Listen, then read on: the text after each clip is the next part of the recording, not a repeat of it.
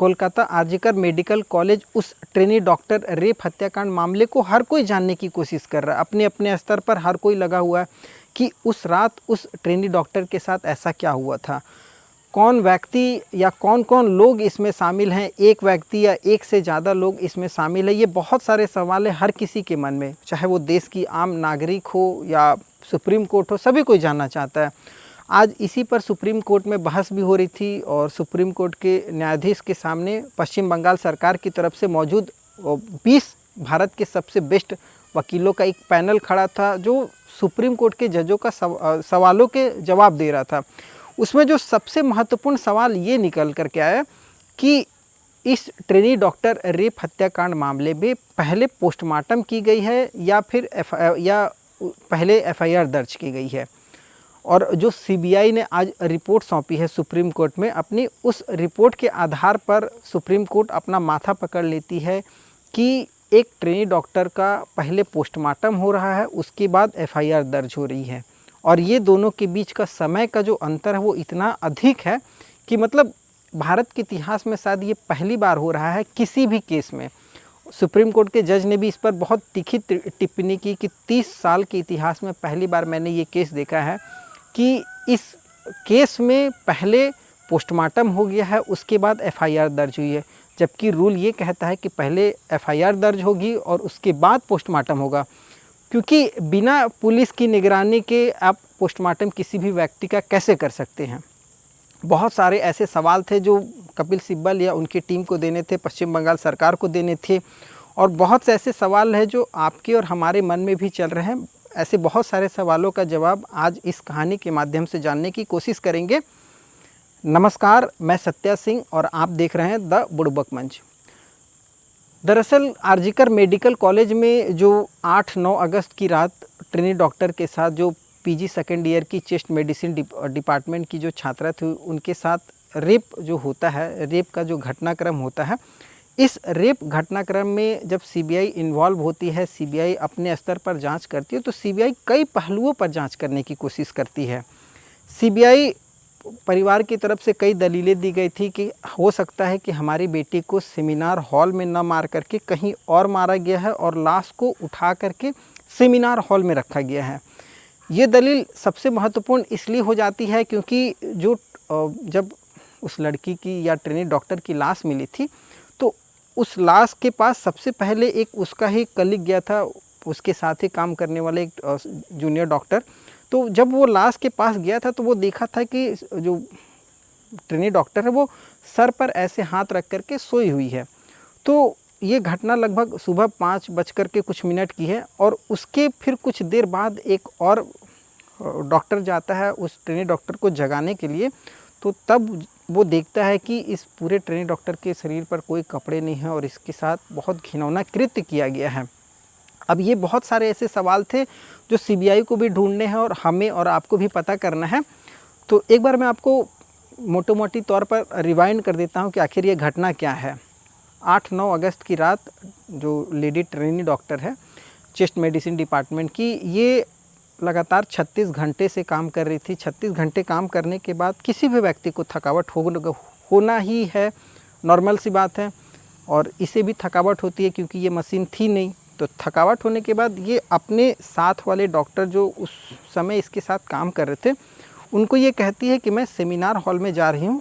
ऐसा कहा गया है बयानों में, अब वो असलियत में क्या है ये अभी तक किसी को निकल कर के नहीं आया है।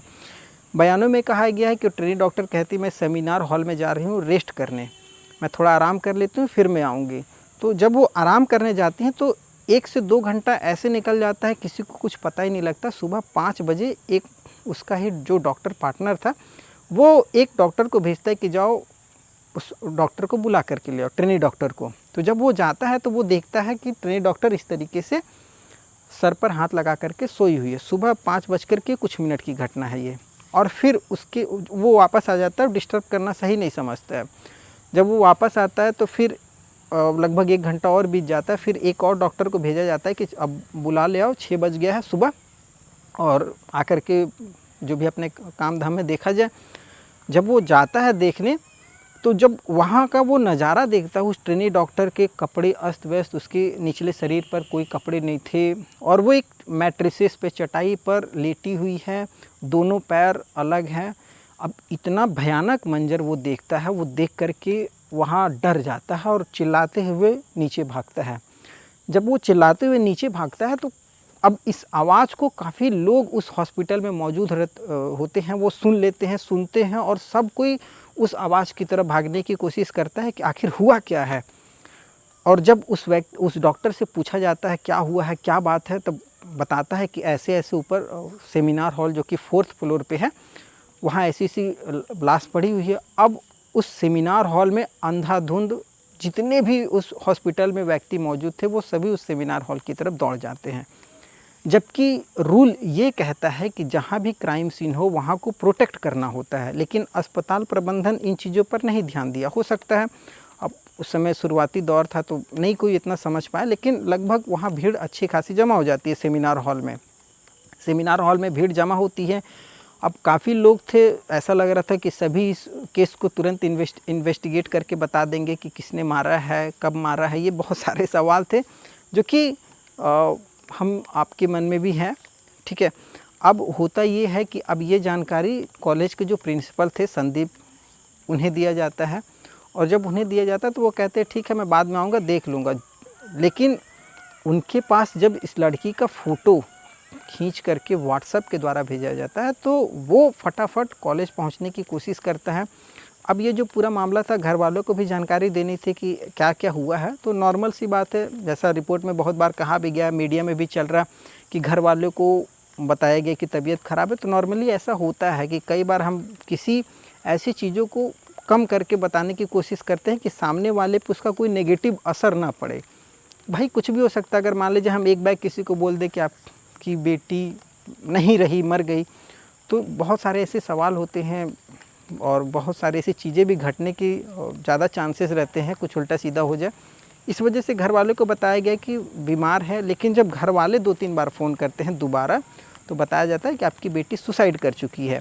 अब ये घर वाले वहाँ हॉस्पिटल पहुँचते हैं और कहा जाता है कि 2-3 घंटे नहीं देखने दिया जाता है उनकी बेटी की लाश को, और बहुत सारे ऐसे सवाल थे। और जब लाश देखा जाता है, उस लड़की के माँ पिताजी जब उस लाश को देखते हैं तो देख करके अचंभित हो जाते हैं और उन्हें एक बार में ही समझ में आ जाता है कि मेरी बेटी के साथ बहुत गंदा काम किया गया है और ये गंदा काम इस अस्पताल में हुआ। उनको बस इतना समझ में आया था उस समय। और ये सब चीज़ों की जानकारी अस्पताल प्रबंधन को बहुत पहले से थी और अस्पताल प्रबंधन जो है वो अपना अब उस क्राइम सीन को प्रोटेक्ट नहीं किया। उसके बाद वो लाश के साथ काफ़ी देर तक टाल मटोल रवैया अपनाता रहा। उसके बाद वो उस परिवार को सेटलमेंट के लिए दबाव भी डाला। इतनी बड़ी घटना थी, सोचा मामले को दबाया जाए, अस्पताल की बदनामी हो सकती है, तो उसने उस परिवार को भी दबाव दिया कि आप सेटलमेंट कर लो। और पश्चिम बंगाल सरकार की जो मुख्यमंत्री, उन्होंने भी इस तरीके का बहुत ज़्यादा सपोर्ट किया था कि इतना पैसा दे करके इस मामले को मिल गया है ऐसे वैसे।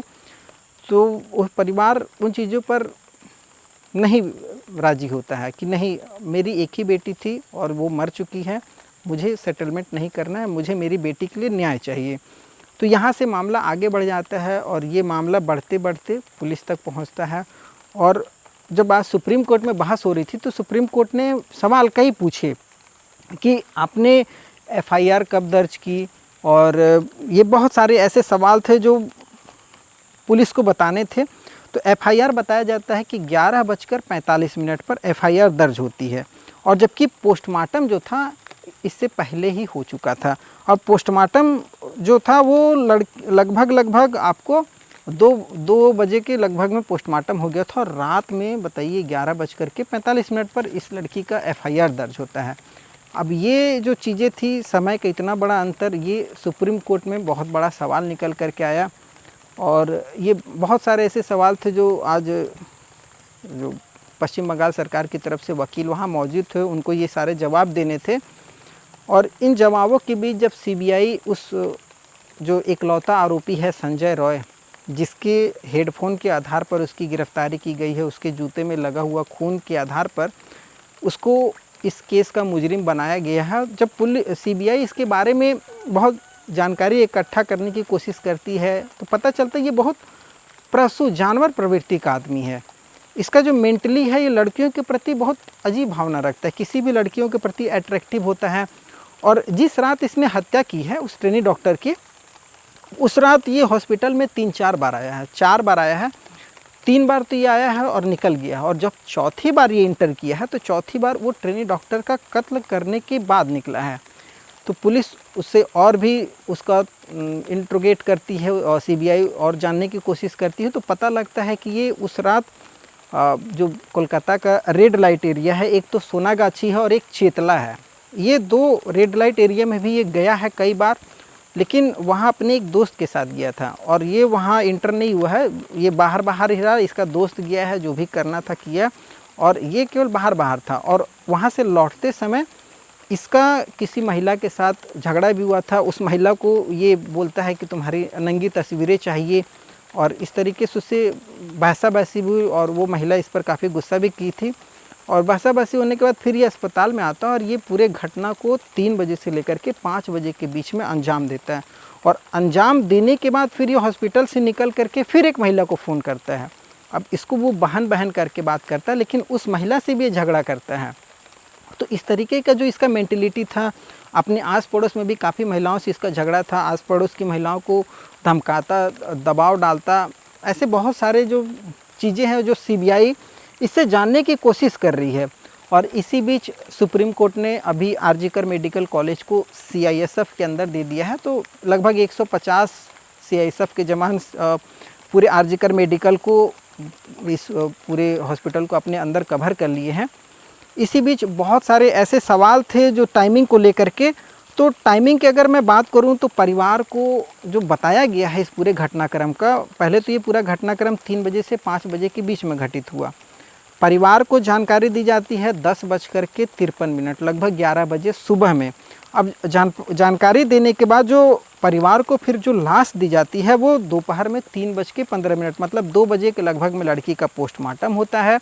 पोस्टमार्टम होने के बाद लड़की का जो ट्रेनी डॉक्टर का बॉडी होता है वो 3-3:15 में परिवार को दे दिया जाता है। अभी तक एफआईआर दर्ज नहीं हुई है, और एफआईआर रात के 11:45 पर एफआईआर दर्ज होती है।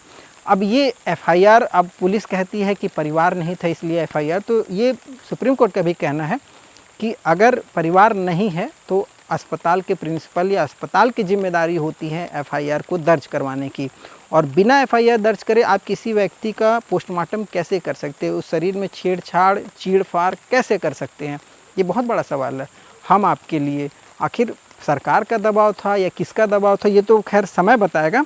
सीबीआई के सामने लगातार बहुत से ऐसे सवाल निकल कर के आ रहे हैं। सीन ऑफ क्राइम को बनाने की कोशिश की गई है, हत्या कहीं और की गई और लाश को कहीं और से ला करके कहीं और सुलाया गया है। इसलिए कि जिस तरीके से वो ट्रेनी डॉक्टर जो पहली बार गया था उस लाश को देखने, तो जब वो देखा कि इस तरीके से हाथ करके सोई हुई है वो ट्रेनी डॉक्टर, तो यहाँ पर ज़रूर उस सीन को क्रिएट करने की कोशिश की गई है, या फिर उसके बाद इसकी हत्या की गई है। इसलिए कि अगर कोई डॉक्टर इस तरीके से देख रहा तो लाश इस तरीके से नहीं थी जब दोबारा उसको लाश को देखा गया है, तो क्या उसके बाद हत्या की गई है। बहुत सारे ऐसे सवाल हैं जो सीबीआई जांच करने की कोशिश कर रही है, और सीबीआई किसी मुकाम तक पहुँचे ये बहुत नामुमकिन लग रहा है, क्योंकि आज जो सीबीआई ने रिपोर्ट दिया है उस रिपोर्ट में ये कहा है कि क्राइम सीन को बहुत छेड़छाड़ की गई है, सबूत जुटाना काफ़ी मुश्किल हो रहा है, सबूतों से बहुत ज़्यादा छेड़छाड़ की गई है। सबूतों को इस तरीके से किया गया है जैसे ये पूरे केस को ही ख़त्म करना था। ये सीबीआई का जवाब है सुप्रीम कोर्ट में, और सीबीआई ने अपनी रिपोर्ट सौंप दी है और अभी जांच चल रही है। खैर देखना है कि आगे क्या होता है, लेकिन आगे जो सीबीआई है वो इसका संजय रॉय का पॉलीग्राफिक टेस्ट करवाना चाहती है। ये जो बोल रहा है जो चीज़ें, क्या वो सही बोल रहा है या झूठ बोल रहा है, इसमें और भी डॉक्टर शामिल हैं नहीं शामिल हैं, ये सब सारे चीज़ों को सीबीआई पता करना चाहती है।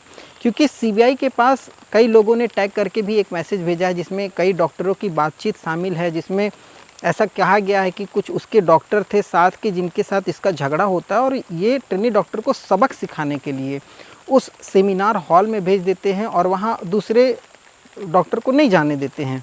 और जब ये पूरी घटना घट जाती है, जब उस ट्रेनी डॉक्टर के साथ रेप हो जाता है, तो संजय राय को केवल मोहरा बनाने के लिए उसे कहा जाता है कि जाओ तुम्हारे लिए कुछ छोड़ा गया है सेमिनार हॉल में। और ये जब सेमिनार हॉल में जाता है तो ये उसके साथ दरिंदगी करता है। संजय रॉय से जब सीबीआई पूछताछ भी कर रही थी तो ये बताया था कि सर मैं इतने नशे में था उस दिन कि मुझे पता ही नहीं था कि वो लड़की जिंदा है या मर चुकी है। ऐसे बहुत सारे सवालों को घुमाने की कोशिश की गई है और ये पूरे केस को उलझाने की कोशिश की गई है, जिसका कोई नतीजा ना निकल पाए और जिसका कोई भी जवाब लोगों के पास नहीं निकल पाए। बस ये केस घूमते ही रह जाए। जिस तरीके से आरुषि हत्याकांड और सुशांत सिंह राजपूत हत्याकांड, सारे केस जो अभी तक सीबीआई के सामने घूम रहे हैं, और बहुत से अगर आप पुराने केस भी देखेंगे तो आज भी वो केस दबी जुबान चल रहे हैं, सीबीआई के रिकॉर्ड में चल रहे हैं, लेकिन उनका कोई भी मुजरिम जो है वो गिरफ्त में नहीं है। तो बहुत सारे ऐसे सवाल हैं जो हम और आप भी जानने की कोशिश कर रहे हैं। खैर देखते हैं समय क्या बतलाता है और समय के साथ न्याय क्या होता है, ये समय ही बताएगा। और ये कहानी सुनाने का उद्देश्य किसी की भावनाओं को ठेस पहुंचाना बिल्कुल भी नहीं है। बस इस ट्रेनी डॉक्टर के लिए आवाज़ उठाना है, उसके लिए न्याय मांगना है, उस माँ बाप के लिए न्याय मांगने की कोशिश की जा रही है जिस माँ बाप ने अपनी इस मासूम बिटिया को खोया है। और इसमें जो भी दोषी हों उन्हें सख्त से सख्त सज़ा मिले। और अगर ये कहानी आपको पसंद आई हो तो और आप और लोगों को भी शेयर कर